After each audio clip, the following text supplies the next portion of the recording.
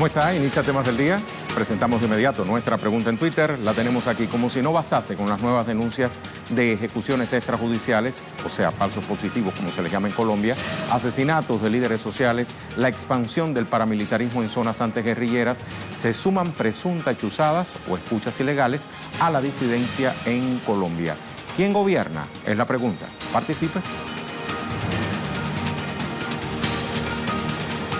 Mientras le cuento que representantes políticos de Venezuela retoman el proceso de diálogo esta semana en Barbados con mediación de Noruega. La vicepresidenta ejecutiva Delcy Rodríguez se reunió con el enviado especial de la Unión Europea, Enrique Iglesias, con el propósito de fortalecer este proceso.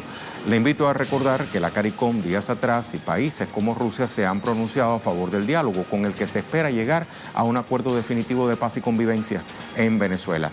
Le contamos en detalle en nuestro primer tema del día. Ese es el objetivo, construir una mesa permanente de diálogo y soluciones. Y puedo decir que eso va bien. Puedo decir que ese proceso va bien y que cuenta con todo nuestro apoyo.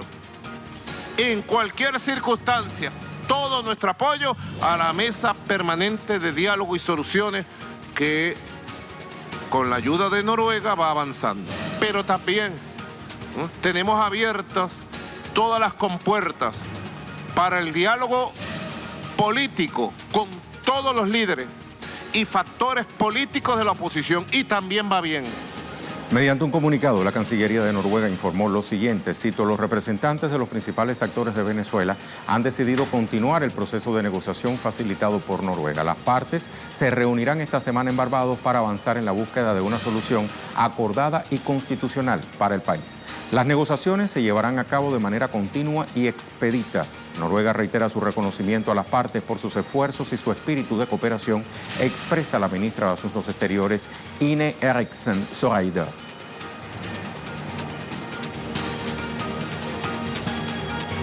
Mediante su cuenta en Twitter, el canciller de Venezuela, Jorge Arreaza, se pronunció ante este proceso de diálogo de paz. Dice: continuamos en el proceso de diálogo político por la paz sin ambigüedades. Agradecemos al pueblo y al gobierno de Barbados por su hospitalidad y reiteramos el reconocimiento al gobierno de Noruega por su facilitación. Luis Tavera desde Caracas nos actualiza. ¿Cómo estás, Luis? Se reanuda entonces este proceso de diálogos de paz tras esa fase inicial que comenzó en Noruega. Ahora viene al Caribe. Cuéntanos más. Hola, Rey, te saludo a ti y a la audiencia que sintoniza en las pantallas de Telesur. Ya esto lo había anunciado el presidente Nicolás Maduro, poner el diálogo sobre la mesa, a pesar de toda esta agenda violenta y estos planes desestabilizadores que el propio gobierno venezolano había develado y que había denunciado. Sin embargo, la postura al diálogo es la que mantuvo el gobierno de Nicolás Maduro y bueno, con este aplauso del gobierno de Noruega. Ahora, las mesas de reuniones, estas mesas de diálogo se establecen desde Barbados con la representación política también de actores de oposición. ¿Qué es lo que busca el gobierno y qué es lo que ha dicho? Busca es la ruta de la paz y que cualquier diferencia que pueda existir acá en esta nación suramericana sea resuelta políticamente y sea resuelta por los propios venezolanos. Esto lo hace mención el canciller Jorge Arreaza por los constantes llamados a una intervención extranjera por parte del diputado Juan Guaidó y también el apoyo de gobiernos vecinos como el de Colombia, que también había puesto sobre la mesa una intervención militar, específicamente de las fuerzas militares estadounidenses. Todo está listo para que el gobierno siga anunciando cómo van estas mesas de diálogo. Nosotros, por supuesto, estaremos muy atentos para ofrecerles a ustedes todos los detalles. Muchísimas gracias, Luis. En este contexto, la Cancillería venezolana, a través de un comunicado, condenó las actuaciones del diputado opositor Juan Guaidó. Leemos: la delegación de Venezuela condena las persistentes declaraciones del diputado Juan Guaidó, así como su comunicado publicado el 7 de julio, que promueve la violencia, el insulto, la inconstitucionalidad y una retórica bipolar que no se corresponde con las pautas presentadas por los auspiciadores del diálogo.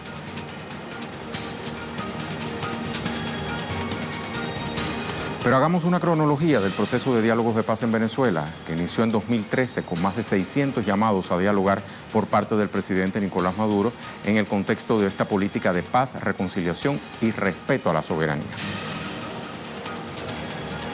En 2014, luego de los hechos violentos promovidos por la oposición en el denominado Plan La Salida, la autodeterminada Mesa de Unidad Democrática se negó a participar en el diálogo convocado por el presidente Nicolás Maduro y en la Comisión de la Verdad propuesta por el gobierno. 2015.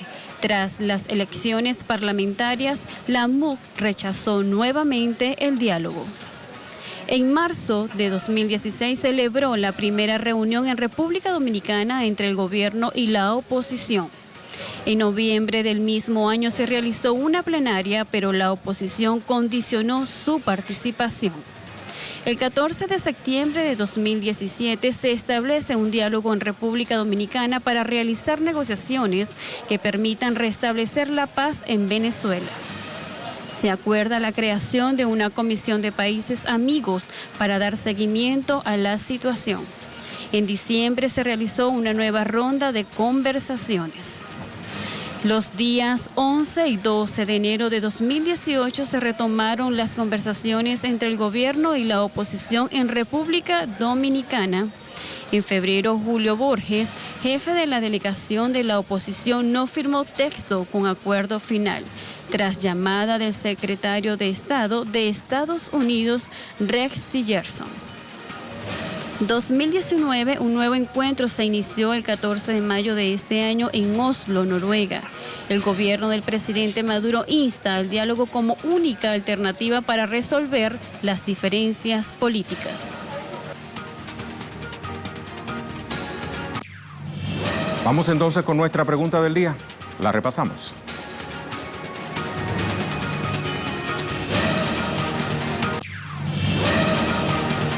Ahí está, como si no bastase con las nuevas denuncias de ejecuciones extrajudiciales o falsos positivos, asesinatos de líderes sociales, expansión del paramilitarismo en zonas antiguerrilleras, se suman presuntas chuzadas o escuchas ilegales a la disidencia en Colombia. ¿Quién gobierna? Opine, participe.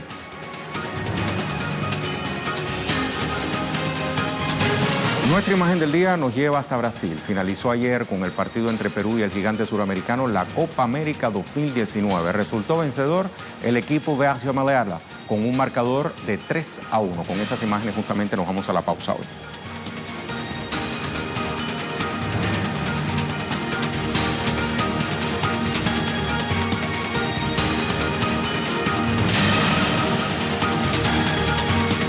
La Dirección Nacional de Inteligencia, al tiempo que revelan pruebas que involucran al ejército colombiano en actos de corrupción.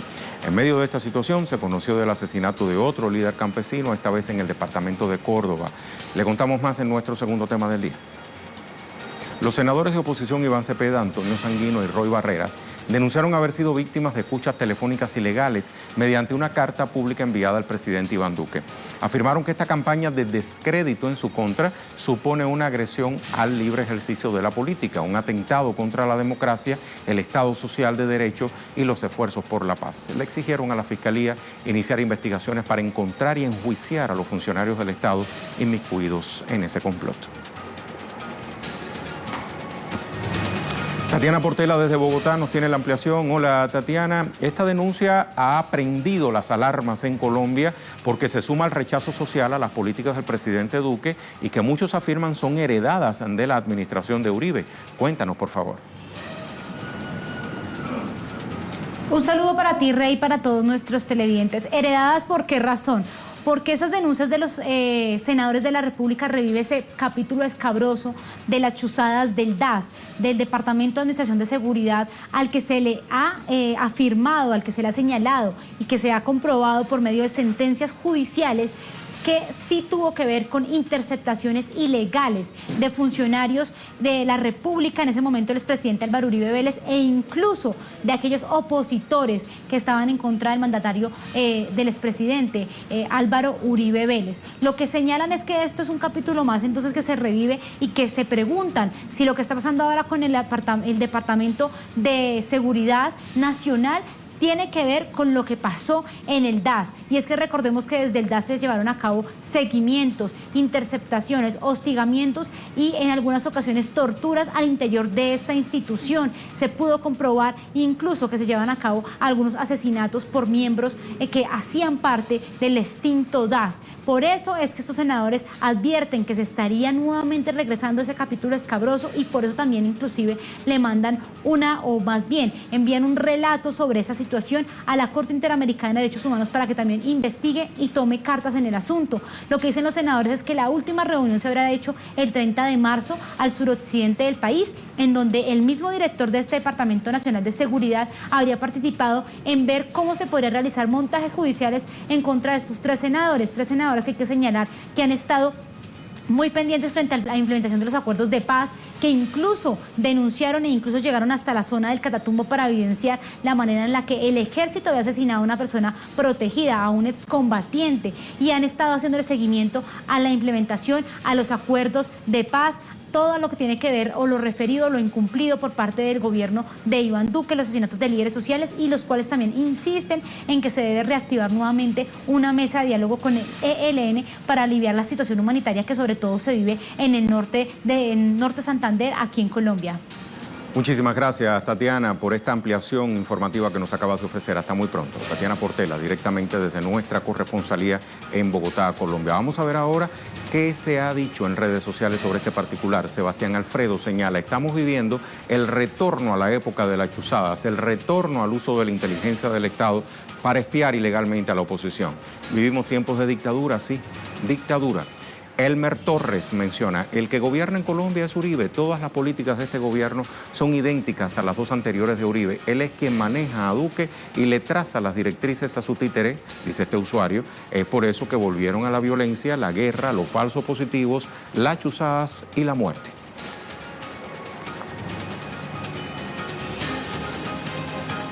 Pero hagamos un recuento de lo que se conoce como el escándalo de las chuzadas en Colombia. Este caso estalló tras descubrirse la escucha ilegal de llamadas telefónicas y seguimientos realizados por la antigua agencia de inteligencia colombiana, el Departamento Administrativo de Seguridad, DAS, a políticos de oposición durante el gobierno del hoy senador Álvaro Uribe.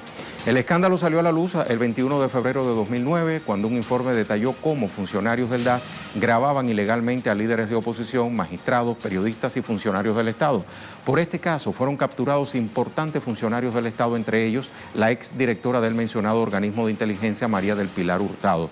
El escándalo de la chuzada fue determinante para que el presidente de Colombia, Juan Manuel Santos, decretara en 2011 la desaparición del DAS, al menos de nombre. Y en este contexto salen a la opinión pública nuevas pruebas que indican una persecución dentro de las Fuerzas Armadas colombianas a quienes denunciaron ejecuciones extrajudiciales o falsos positivos. La información se dio a conocer luego de denuncias publicadas por la revista Semana, que conversó con militares, quienes decidieron mantener su nombre en reserva por seguridad. También denunciaron al jefe del Comando de Apoyo de Contrainteligencia, Eduardo Quirós, de ofrecer recompensas por información sobre quien filtra información a la prensa. El reportaje también compromete al segundo comandante del Ejército, Adelmo Fajardo, cuyos subalternos contaron a los investigadores que debían darle dinero del presupuesto de la institución para gastos personales.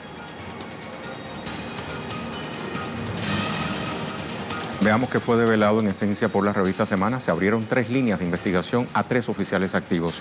La primera es contra el general Adelmo Fajardo, segundo comandante del Ejército, quien habría presionado a sus subalternos para que le consiguieran dinero para gastos personales y familiares, según denuncias de un oficial que trabajó a su cargo. También será investigado el general Jorge Horacio Romero Pinzón, del Comando de Apoyo de Acción Integral y excomandante de la 4ª Brigada.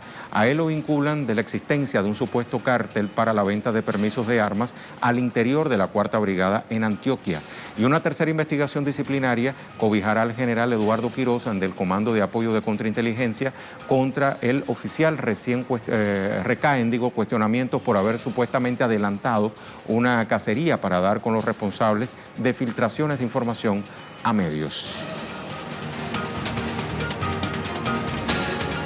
Y en paralelo continúa el exterminio sistemático de líderes sociales en Colombia. Esta vez fue en el municipio de San José de Uré, del departamento de Córdoba, donde fue asesinado un líder perteneciente a la Asociación de Campesinos del Sur de Córdoba, organización que rechazó rotundamente este suceso. En el comunicado explican: un grupo de hombres armados, presuntamente integrantes del bloque Virgilio Peralta Arenas o Caparros, quienes sin mediar palabras, de la manera más denigrante de la dignidad humana, cortaron la cabeza del campesino Manuel Osuna Tapias.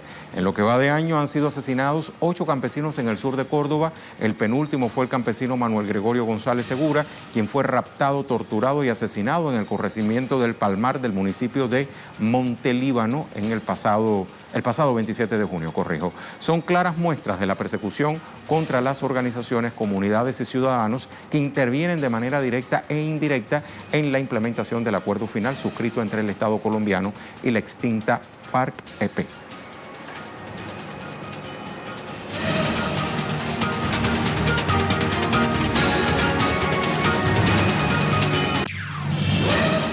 Le hablamos de otros temas que también son noticias este lunes. Revisamos las cuentas Twitter de nuestros corresponsales. Comenzamos con Uruguay. Mateo Grille nos dice: la justicia italiana condenó a cadena perpetua a 24 jerarcas y militares por la desaparición de ciudadanos italianos en el marco del Plan Cóndor. Entre ellos está el uruguayo Jorge Tróccoli, quien había huido a Uruguay en 2007 para no enfrentar la justicia. ¿Escuchamos a Mateo? Hoy se conocieron las sentencias definitivas del juicio contra el Plan Cóndor que se llevaba adelante en Italia, que finalmente determinó la condena de cadena perpetua para 24 jerarcas y militares de las últimas dictaduras militares de Bolivia, Perú, Chile y Uruguay. 14 de estos 24 imputados o condenados son uruguayos y uno de ellos estaba en libertad en Italia después de haber huido desde el Uruguay en el año 2007 para no enfrentar a la justicia uruguaya. Se fue a residir a Italia porque también es ciudadano italiano y hoy conoce entonces esta sentencia y esta condena de prisión perpetua. Se trata del ex militar Jorge Tróccoli, que, repito, había huido del Uruguay. Estos condenados van a tener que además afrontar unas penas económicas importantes y tendrán que pagar indemnizaciones a alguna de las víctimas, que también lo determina entonces la condena y la sentencia de este juicio que se había iniciado por allá por el año 1999 en Italia, porque se buscaba a los responsables de una serie de desapariciones forzadas en el marco del Plan Cóndor de ciudadanos latinoamericanos que tenían ascendencia italiana. El PIT-CNT, la Central de Trabajadores del Uruguay, va a realizar a las 5 de la tarde una videoconferencia con algunos de los abogados y de las integrantes de organizaciones de derechos humanos que están en estos momentos en Italia y que estuvieron presentes en el juicio, para conocer más detalles de este juicio calificado de histórico, además, en el Uruguay, después de conocerse la sentencia definitiva entonces que condena con cadena perpetua a 24 militares y jerarcas de las últimas dictaduras militares de Colombia. Gracias a Mateo. Vamos a ver ahora Chile. Lo tenemos en pantalla. Paola Dragnik: profesores votarán en plebiscito. Propuesta que se espera del Ministerio de Educación a 6 semanas ya de paro del magisterio. Escuchamos a Paola.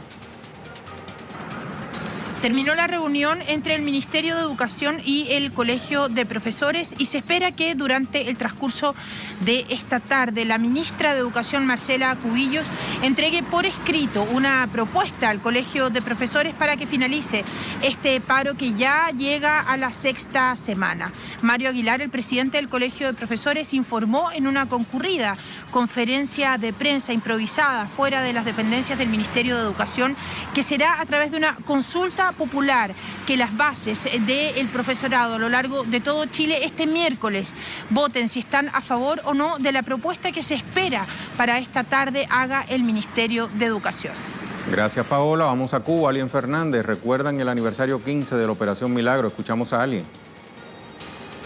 Hola, los cubanos recuerdan hoy el 15 aniversario de la Operación Milagro, una misión médica liderada por Cuba y Venezuela a partir de la iniciativa de los líderes Fidel Castro y Hugo Chávez, que hasta la fecha se habla de que le ha devuelto la visión a más de 4 millones de personas de unas 34 naciones. Los médicos cubanos fueron protagonistas de este proyecto sanitario que no solamente se ha desarrollado en Cuba, sino que se ha extendido a otras partes de América Latina y el Caribe, y cuentan hoy a través de las redes sociales de internet particularmente, pero también es un tema que ha estado en los medios de comunicación, cuentan las historias que vivieron como doctores durante este proceso de cirugía ocular llevado a cabo en toda la región. Gracias a alguien. Jaime Herrera, Perú. Más de 50 comunidades afectadas por contaminación de metales pesados exigen atención especializada de salud, servicios básicos, agua potable y saneamiento y la fiscalización de las empresas extractivas. Estiman más de 7.000 víctimas a nivel nacional. Y por último, Grecia. Y Bayar Videasa, el gabinete de Mitsotakis demuestra que Nueva Democracia no se arrepiente de los que falsearon las cuentas e hicieron recortes brutales. Adonis Georgiadis, que privó la sanidad al 25% de la población, será ministro otra vez. 6 de los 17 ya fueron ministros.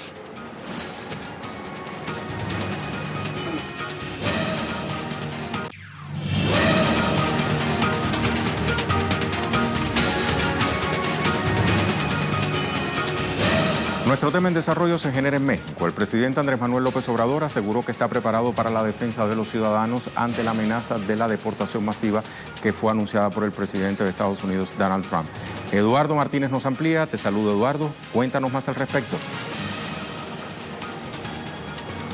¿Qué tal, Rey? Un gusto saludarte, un gusto estar con ustedes en temas del día. Brevemente te puedo informar, porque ya el tiempo nos apremia, que el presidente Andrés Manuel López Obrador efectivamente, junto con su canciller Marcelo Ebrard, aseguraron que ya en los 50 consulados de México en Estados Unidos se prepara la defensa legal ante esta situación que anunciaba ya la Casa Blanca. Estamos hablando de que en México se prepara esa defensa, pero sobre todo el canciller dijo que de ser necesario, él se estaría trasladando personalmente hacia Estados Unidos para emprender la defensa legal de estos mexicanos, que muchos de ellos han pasado su vida del otro lado de la frontera y han construido un patrimonio, y sus familias también han vivido del otro lado, para que ahora, por esta determinación que emprende el estadounidense Donald Trump, pues sean deportados a territorio mexicano, donde la situación que también les espera es muy compleja, debido a que la cultura y todos los trámites y todo lo que tiene que ver con una vida,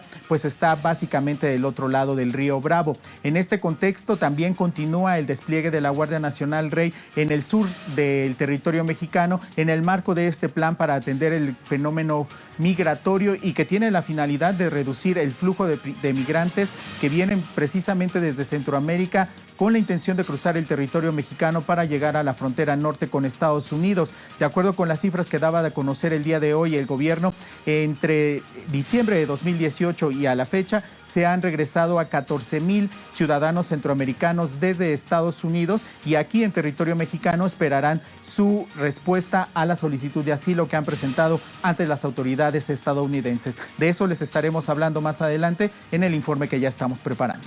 Muchísimas gracias, Eduardo. Pasamos entonces a revisar las respuestas de nuestra pregunta del día.